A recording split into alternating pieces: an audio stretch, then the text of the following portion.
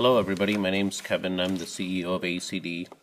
We're a broadband company headquartered here in Lansing, and we construct fiber optic networks, principally in 3 states, Michigan, Indiana, and Ohio. We have around 140 employees, and we typically are constructing between 20 and 50 miles of new fiber optic infrastructure per month. So, some months it's 100 miles, some months it's 20 miles, but, we're pretty much averaging, I would say probably about 40, 45. Winter months are a little bit slower, obviously, in the northern climate. We have our own engineering teams, permitting teams. We have about probably 35, 40 employees strictly in permitting and engineering and CAD. So we have a lot of experience in actually constructing the infrastructure. Most all of the infrastructure, probably 99% of it, is infrastructure that ACD ultimately will own. And we're building that infrastructure to connect into businesses. We also work with municipal utilities who are needing fiber optic infrastructure for operating their utilities. We build for schools, major wireless carriers as well. We connect together their cell towers, and we also deploy small cells and those types of things. So you can probably click to the next slide here. We'll kind of go over some of the challenges to getting broadband infrastructure in Michigan. And so, really I see kind of the breakup in terms of what broadband providers there are. There's private companies like us. We're building fiber optic infrastructure, oftentimes in urban areas. And by urban areas, I mean not only towns like Lansing or Ann Arbor or Grand Rapids or Kalamazoo. I also mean, small towns like Dowagiac, Hillsdale, Sturgis, and those types of areas. Even though the municipalities are small, whether it's Eaton Rapids or Lansing, the housing density and the business density is somewhat similar even in a small town. Cable companies, obviously, they've got their coaxial infrastructure principally, and they're expanding speeds and performance there. Nothing's better than fiber, though. At the end of the day, fiber optic is the premium in terms of quality, performance, and most importantly, is reliability. And so all of the investment that we're making is in fiber optic only. Also, telecom networks, typically companies like AT&T or Frontier are shortening up their copper loops to make them more efficient to deploy DSL and VDSL type technologies. So they're also building fiber, but not a lot of fiber to the home. They're doing some fiber to apartment complexes and those types of things, and also businesses, but really no major home deployments. Cell carriers, who are increasingly deploying 4G and 5G technology, and those 4G networks are getting extended into rural areas. And to some extent, they're really solving the I have absolutely nothing. A cell phone is pretty darn good in performance these days, and although there's caps, you're not going to really do streaming and Netflix on your cell phone, but certainly good speed browsing and educational materials are accessible via cellular technology. And I believe there's great lengths to go in the wireless technologies, particularly where you have monopoly spectrum that each of the 4 individual major cell carriers have. I'll go into the white space a little bit and some of the unlicensed spectrums. Then, of course, you got the rural markets.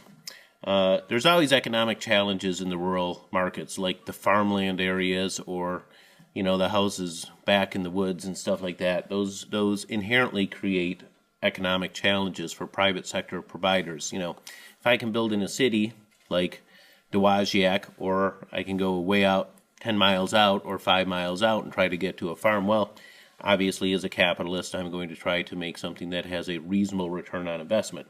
So we previously in Michigan had a thing called the Michigan Broadband Development Authority, so I hear about, what are the financing options. The MBDA, we were a recipient of a couple loans from the Michigan Broadband Development Authority early on in our growth into broadband back in the early 2000s, and they loaned probably to 15, 20 companies, and they did around, I think, 40, 45 loans. and that law is on the books. There's supposed to be a Michigan Broadband Development Authority, but it was shut down by Granholm late in her administration. And and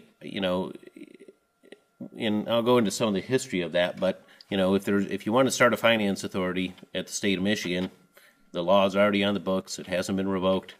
The operation has just been generally, mothballed, and all the loans had since been paid back. So the other one is the FCC Connect America Fund 2, which is got that subsidization mechanism for deploying in broadband in rural markets. They're already did a round one with the incumbent monopoly guys, AT&T and Frontier. They're now expanding the option for rural areas to be addressed by some additional independent, non-monopoly providers like ACD.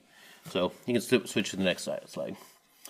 So, we're also seeing the rise, which we've seen in other states, municipalities seeking to provide broadband deployment, typically rural townships, some small towns. There's obviously economic development arguments as to keeping the residents happy and interested in living in those areas. And if you don't have broadband and you're trying to work from home, it just probably isn't never going to work, obviously. So there's a lot of challenges when governmental entities enter into markets which are likely to be impacted by private sector providers. Historically, these give you, and I'll step into that, but some of the things that we see are as problems with private sector entities interacting with governmental entities is unclear specifications for installing the infrastructure or changing specifications partway through. Sometimes when we're deploying this stuff, it appears, and often is the case, that municipalities are changing the rules. And really what we do when we look to invest hundreds of thousands to tens of millions of dollars into these markets is we go to their website, we look up the specifications, and then we start doing the engineering. And if that changes partway through, we then are like, do we really want to spend money in this place? So a lot of it comes down to companies like us are going to invest where the specifications are clear, where the rules are clear, and where municipalities are extremely responsive, right? If we submit applications and it takes 3 months or sits on a desk for 3 months, we'll build what we have to, but we're not going to go back into that community. We're going to put money where the turnaround time on permits is rapid, where the fees are clear, where they've been where they've been published. And we see in Michigan we see a bunch of problems with the road commissions, right?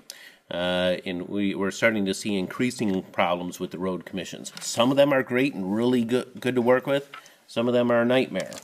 And right now, the Metro Authority, which was a series of a law that was created to standardize the permit submissions to municipalities for putting in our fiber optic infrastructure, has greatly enabled us to, the permit process is the same. The engineering specifications may be a little bit different in each community, but basically the timelines, the deadlines, and the fines that exist for not turning around our permits are encoded in law. And with the road commissions, that's presently not the case. And that needs to happen. So, in general, our recommendation for Michigan is the road commissions should probably fall under the same Metro Act and Metro Authority that the MPSC has to oversee that law. So, we also see with some municipalities, we submit an application and, well, we'd like you to change this on your engineering drawings. We're like, okay, we'll change it. Then we go back in and we're like, well, we'd like you to change this. Well, why didn't you tell us that the first time? And we submit it again, and then they're like, well, no, we want it changed to this. And we're like, we just changed it from X to Y, and now you want it back at X. So we run into those things, and our perception is that's just an artificial barrier to delay infrastructure deployment, right? They don't want us messing up their sidewalks and streets and, whatever else. So we run into those types of things, and if you're going to deny an application, that's great. we'd love to have that denial as quickly as possible and the reasons why it's denied, so we can fix it and resubmit it, right? Time is essence, is the key thing in that we need. You can flip to the next slide, and we'll probably get through some of these pretty quickly. Go ahead. Connect America Fund, mentioned this. This is now available at non-price cap carriers. We're looking at several geographies which have some degree of density and also have reasonably easy municipalities to work with. So if we do have to build, it'll be quick and fast. And also where we think other competitors now are not likely to, enter the market anytime real soon. You can flip to the next slide there. Okay, so that's a map of that. We showed that, Eric showed that one. Let's hop to the next one. Okay, ubiquitous broadband coverage. What the FCC defines as broadband and what is broadband are two different things. And I know 768 is not very good, but the standard is now 25 down and 3 up. So below that, that's considered not broadband, even though most people can operate fairly well on 10 megabits. And that's fine because that's how the government is setting the standards for these subsidy programs at the federal level. Ultimately, we agree wireless is, mobile wireless, even fixed wireless is unlikely to truly solve the problems. Fiber optics is what you've got to get to. That's the silver bullet, and most of the funding and subsidies should be focused on getting that infrastructure, because once it's in place, it's there for decades, right? Wireless requires a continuous cycle of investments to keep up with standards. Equipment ages. Fiber optics is like the road. Cars, electronics are like cars. They're going to age. They're not going to last forever. But generally, once you get the rights of way ironed out with fiber optics, it's a permanent solution. Next slide.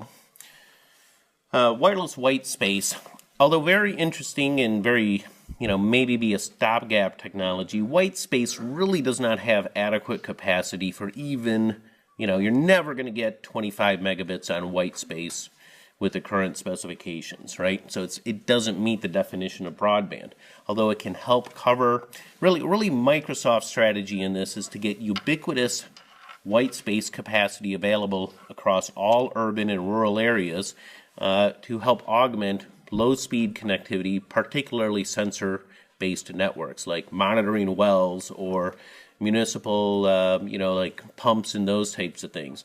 And although the technology, and really to make white space viable, any technology viable, we got to have sufficient volume so that the chip manufacturers can produce a substantial quantity of equipment at very low cost, right? Right now, a white space base station is $5,000 to $15,000, and the endpoints are $1,000, right? And so that's just too much. It's just too much money if you're, cell phone's $400, right? Or $300. Good for remote data collection. Still have to get fiber to the locations to serve those white space locations. Realistic bandwidth, even with channel bonding to most residential customers, is going to be 1 to 6 megabits. So it's pretty slow technology. I hope the regs turn out the way we want them to. I'm pretty sure that they will. But is it going to solve the problem for the 30, 40 million Americans that don't have any coverage at all? Not really. You can go to the next slide. And one more. Okay. One thing that I see when we see public sector investment into broadband infrastructure where they're directly investing, and the mentality is we spend the money, now we have a network. Well, the reality is nothing lasts forever. The infrastructure sits on utility poles, it's out in the cold, fiber cable doesn't last forever. And the one thing governments tend to be pretty good at doing is building the infrastructure. The thing I've always learned about governmental entities, what they tend not to be real great at doing is maintaining the infrastructure, right? And this is a maintenance business. If you build it right, then it's a lot cheaper to maintain, right? So our whole mentality is build it solid, because if we're going to own it, we own it, we know we got to keep the maintenance as low as possible, right? And, if you don't change the oil in the car pretty soon you're not going to have a running car. And the same thing is true with these broadband networks. Financial planning tends to be affected by politics and the ability to appropriately allocate user fees and to have adequate density of engineering resources, right? So if a community builds a fiber network and there's one or two people who are operating it who really know kind of what's going on, you know, is that enough intellectual capacity to deal with the long-term planning, right? So small networks are not going to, and small municipal networks are not going to be able to support a sufficient quantity of engineering talent that's going to stick around in that community to know how to drive down those expenses. So those are things to think about. Is it, you know, a couple 500 home or 1,000 home fiber network? You know, good luck, because if your fiber engineer leaves, you know, you're not going to be dealing with, you know, so it may be better with communities if they're looking at it for communities to group together, right? Next slide. You know, things that I kind of mentioned, you know, when we look at communities and we go in to invest, you know what we do? We drive through the community and we're like, you know, are these people fixing their roads? Are they keeping their existing infrastructure in place? Is it a place we want to invest in, right? Because what we want to see, we don't mind if it's got some rough spots, but we want to see what's the plan to keep upgrading infrastructure. So capitalists are often going to look at municipalities and they're going to say, should I throw money into Detroit? Well, not if it's going downhill. If it looks like it's level or moving up, well then let's invest in Detroit, you know. And so good municipal management is critical to attracting private sector investment. So you know, we also look at the financial condition of a community, right? If they don't have their pensions under control, they don't have their you know, they have budget problems. Are they on the pathway to fixing those things? Are they on the pathway to ignoring problems, right? Next slide. So, you know, these are some of the communities. There's probably a dozen of these, but I'll just use some that are around. You know, Eaton Rapids, for example, they had built a fiber optic network. They were kind of sold on the program. Hey, you build a fiber network. You know, 10 years ago, they had this program. You know, consultants would come around and say, build a fiber optic network, and then all your problems will be solved. Providers will come in and use that network. And really what happened is they built a network. They used it for some municipal purposes. 10 years went by, stuff started breaking, and they're like, hey, we got to find somebody to maintain this thing, right? And so the deals that we did with some of these communities is they had existing networks or wanted to fund a network to handle the municipal needs, right? Connect together their government or buildings or school buildings. Most of these are government buildings. And so we went in there, we audited the networks that existed, we fixed everything. They allowed us to use some of the fiber infrastructure, and then we started building into additional businesses and some apartments in those areas. And eventually they're the backbone of where we'll do our primary residential deployments. We're working on a project right now with Sturgis, Michigan. Same kind of situation. They have a nice fiber network, but it's underutilized. And they're like, like when we did Dowagiac, we went in there and we're like, after we signed the deal with them, we were like, they're like, there's some broken stuff we need you to fix. I was like, well, it would have been nice if you would have told me before, but I'll go fix the stuff, right? I'll spend, so we put in 35, 40 grand into doing some repairs, and we're now building into the business districts and stuff like that. So we've got another 10 or so cities we do that with. Strong working relationships, most of these are small, medium towns. So that's what we're doing. And go ahead to the next slide. So planning horizon, financial models, believe it or not, if you build fiber and you get a great network in an area, 100% of the population is not going to sign up, right? Obviously, you may have some existing services there. So correctly gauging, if municipalities are going to invest in these networks, correctly gauging the quantity of customers you're likely to get if there's a municipal infrastructure. You better be very careful and conservative on it because your return on investment is there. Same thing with maintenance. 7 to 10 years, within 7 to 10 years after fiber networks are built, you better have a substantial budget for repairs, upgrades, and eventual replacement of that cable, right? So you got to send bucket trucks back out or boring machines back out, or guys who are going to pull fiber, and not just guys, we have some women doing that fun stuff as well, but that stuff all needs to be respliced and rebuilt. So, just like a road, you're going to start getting potholes after a while. So 3 to 5 years after you purchase the equipment, you're probably going to be looking at another, equipment purchase cycle. Technology changes, standards change, software updates need to be applied, those types of things. So that's what we see, as problems in the public sector planning horizon. It's like we spend $8 million, we build a fiber network, we buy all the equipment, it's going to last 20 years. Okay, well, I know in 10 years we'll probably, you'll be talking to somebody to help get the next cycle of investment. Next slide. The other things that we often have seen in networks is incorrect depths being followed, flawed engineering related to aerial placement of cable on utility poles. We see that extensively with school networks. Poor equipment choices, long-term embedded expertise, how much of the revenue generation is being allocated towards future reserves for repairs, right? Go to the next slide there. Code safety issues. These are things that other people, when looking at partially municipal funded networks or educational funded networks, is design and engineering, right? Cars are going to hit utility poles. That's going to shatter, you have a semi hit a utility pole and may shatter a half mile of cable. What are you going to do when those customers are down? Routine audits of the infrastructure. Evolving safety regulations related to placement of the infrastructure on utility poles, load, and those types of things. One thing that I would highly recommend if we're going to make regulatory changes is that these educational and governmental networks should fall under the same regulations that private sector providers are expected to adhere to, right?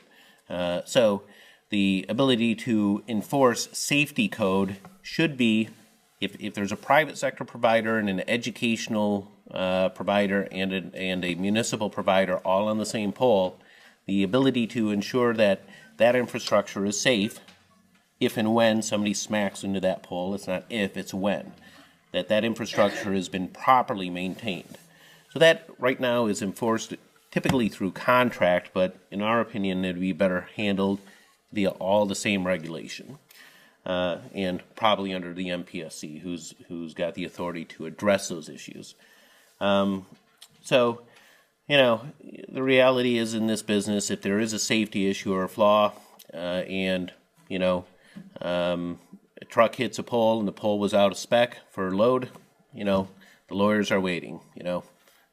So next, and ultimately those are things why we want to do quality engineering on the build of these networks, because they exist in the public right away, because they are exposed to the public. So next slide.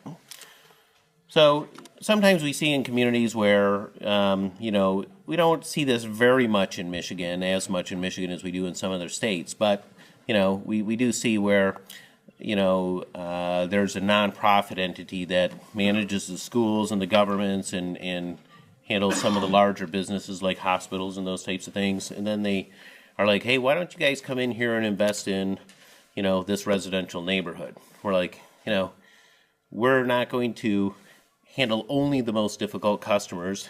We're going to go to a municipality where we can handle the high value and the customers, right? But if we're only just, if I got to fight only for the scraps, I'm probably going to go to the next town over and invest money in that municipality. So, although these nonprofits tend to solve some of the problems, they also, by cherry picking and utilizing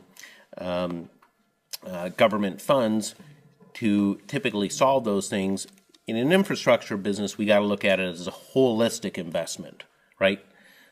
Because our goal is to drive down the cost so we can get penetration, enough customers to justify the capital investment. And if the high value customers have been, taken away by an exclusive governmental founded nonprofit, it doesn't help us make the capital investment model. So be careful when you're looking at, creating an entity just to handle schools and governments or, the larger businesses in the area. It's likely to disincent new innovative providers from coming into those markets. Next slide. So local communities have been voting for bonds to do broadband investment in certain areas. Really the way that I think that should work is the communities that do that should consider the model of a finance authority, right, to invest or co-invest in the infrastructure. And to some extent, obviously, if the government's putting the money on the table, they're taking some risk, right, that the private sector entity executes and performs. What's their clawback? Well, I'm the lender. I get the network back if you guys don't perform, right? And that's a pretty big hammer. The other thing I would do is when you deploy this stuff, if you're gambling taxpayer money to essentially enter to some degree possibility of competition with some existing providers, do it in a staged, organized, and structured manner. Don't try to build too big from the start. Do a few hundred houses, then do another few hundred houses, because there's a lot of learning curve in this business. The other thing I would say is, as much as possible, providers like us, who are doing this stuff, I don't want to get involved in local politics, right? I want to deal with one person who's got some decision-making authority, but it's basically the representative, right? The private sector guys who come in and do big grand presentations to municipalities and try to work in all the politics to get things approved, usually they're not engineers. I mean, technical people just want to work on the technical stuff, right? We don't want to get involved in local politics. That's something that you guys should not involve them in until you've got everything organized. So other models we see this in San Francisco right now. This is San Francisco's grand plan. We've seen this as well. The model where government dictates how the network's going to be built and run, but we'd like the private sector to pay for it and operate it. That's kind of like a no-win scenario. So be careful when you dictate architecture, design, technology, and policies, also RFPs, right? The goal of an RFP should be to make sure that everybody has a level playing field. Whenever we detect that there's pre-existing favoritism in RFPs that are going out from a government bid process, we always are like, it's unethical. We just don't want to work with that municipality, right? We love RFPs. The goal is to get the best deal for governmental or municipal dollars. And if it feels like stuff is predetermined, or the RFP's written in such a broad manner that it seems to favor somebody, we're like, let's just not mess around with that, So anyways, next slide. Michigan Broadband Development Authority. I talk about this because I hear how do we fund this stuff? Well, it already exists, or is supposed to exist. It got shut down. And I can tell you why it didn't work out the first time. It's because there was too many chiefs and not enough Indians. There was too many bureaucrats running the thing, and it could have been run by 3 or 4 people, but instead it was a 15 or 20 person staff, right? And ultimately, when the Broadband Authority, Michigan Broadband Development Authority, was created, it had some great success, or we're at time. Okay, I'll finish up here. So anyways, that's where I would look at if you wanted to set up a state or municipal style broadband authority to help finance some of these projects. Ultimately, I think that's the key that has to happen, especially in these rural areas or some of the tough urban areas. Anyways, next slide. I think we're pretty much done. So how we decide. Speed is everything. That if the community is responsive and quick, that's where we want to put our money in. Transparent. Return phone calls, arrange meetings quickly. Publish specifications online. Flexible, not changing the rules partway. Apolitical mentality, right? And by that, what I always would encourage people in government or in municipals, don't ever get into the mode that, you know, private sector good or public sector good, private sector bad. We hear that, we're just like, you know, we know we're not bad, you know, and we know that not all government people are good. So, you know, that's a mentality we really don't like to hear. We all need to work together. Everybody has a role to play, and you know, we want to keep things just, you know, how do we build as much stuff as possible? That's why I got into this business. So fees are reasonable and transparent. Single points of contact. Knows how to get things done. Anyways, that's my general comments. Thanks for your time.